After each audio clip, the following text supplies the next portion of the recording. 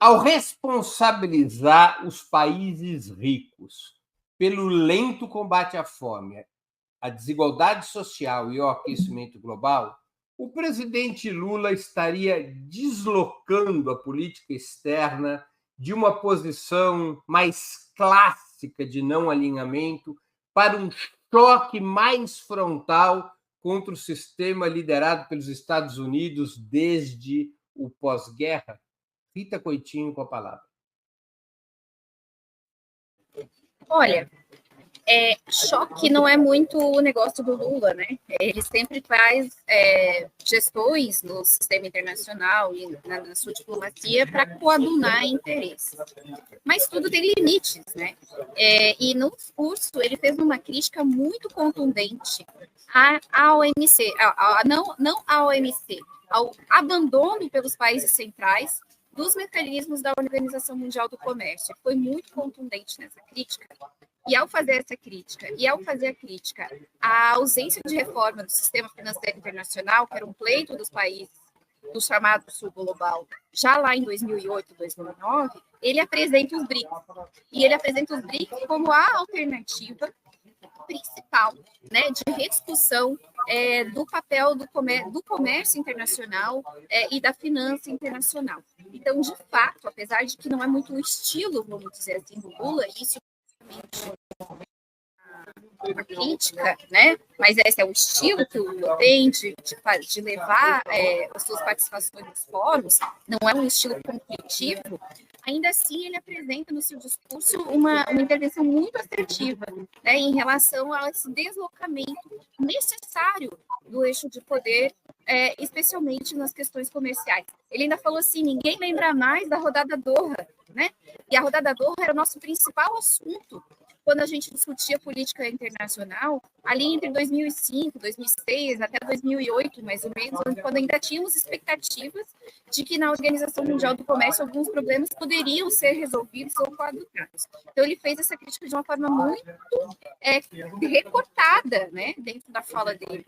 Então, de fato, ele acaba assumindo, sim, um certo tom de desafio à atual ordem. Ou, pelo menos, ele sobe o tom, né, no pleito do Brasil, que já é um pleito antigo, desde os outros mandatos do governo do presidente Lula, desde o seu primeiro mandato, né, de reforma das instituições internacionais de uma forma mais democrática pela participação dos países em desenvolvimento. Com a palavra, Sérgio Amadeu. Eu também concordo com a Rita. Eu acho que ele está procurando, com o seu discurso, trazer questões que interessam a diversos países, né, mesmo que desagrade muito o Império, porque ele sabe que ele tem que enfrentar o Império norte-americano. E ele falou, alguém até aqui lembrou, ele falou das várias guerras, ele falou de vários elementos que interessam a países asiáticos, africanos, sul-americanos. Ele fez um discurso de quase que um candidato que precisa de voto. E ele coloca essa questão, mas eu não sei ainda se é uma mudança de posição. Eu acho que ele tentou fazer uma agregação de apoio. E pelos aplausos, ele conseguiu a simpatia dos diplomatas que lá estavam, né?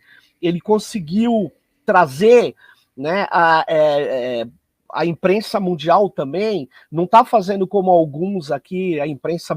É curioso você ver o Estadão, o jeito que eles cobrem as coisas, né? Tem aquele ranço, né? O cara tem que... Aquela coisa ultraconservadora,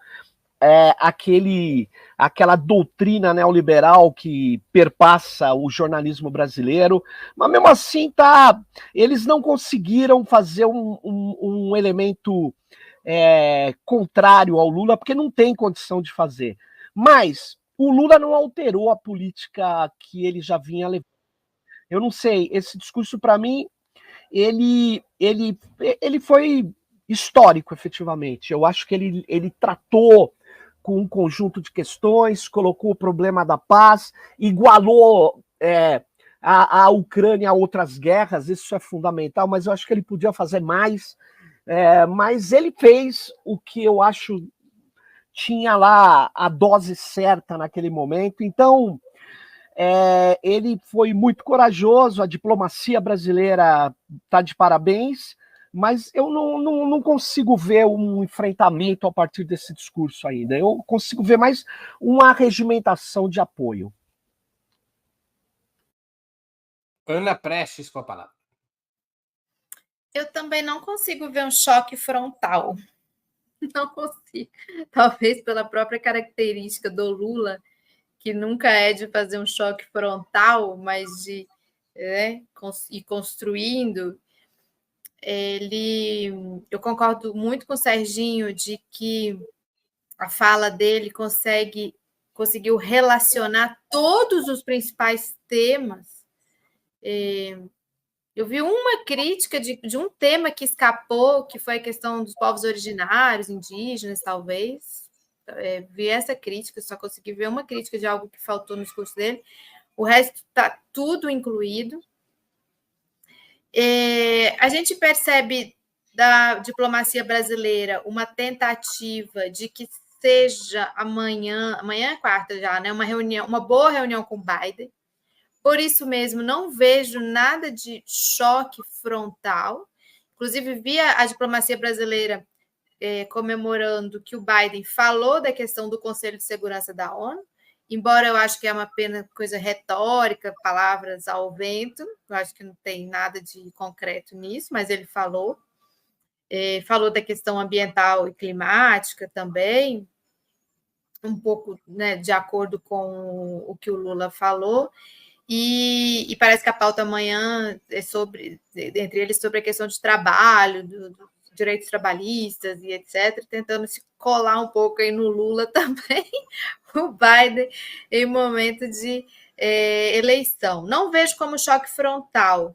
Eu vejo com muita determinação, muita assertividade, assim, muita capacidade de reunir diversos pontos importantes, e de contrariar, sim, o discurso do Ocidente, contraria quando fala do Assange, contraria quando não apoia as sanções à Rússia, contraria quando coloca a Ucrânia no rol de outros conflitos, de outras guerras, contraria, mas não vejo como um choque frontal de forma alguma. Eu acho que ele arregimenta mais apoios, ele fortalece a posição do Brasil como um interlocutor, como um intermediador, como um promotor de cooperação, de colaboração em torno de temas muito importantes.